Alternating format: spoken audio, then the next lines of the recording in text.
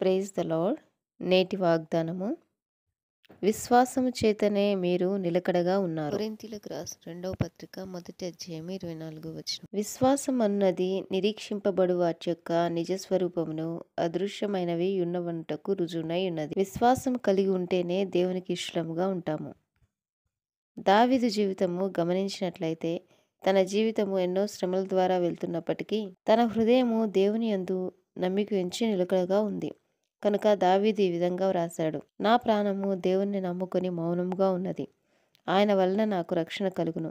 యెహోవా యందు నమ్మిక ఉంచువారు కదలక నిత్యము నిల్చు సియోను కొండవలె నుందురు. మన జీవితంలో ఎన్నో శ్రమలు, శోధనలు వచ్చినప్పటికీ మనం ప్రభువునందు విశ్వాసం ఉంచినప్పుడు నిలకడగా ఉంటాము.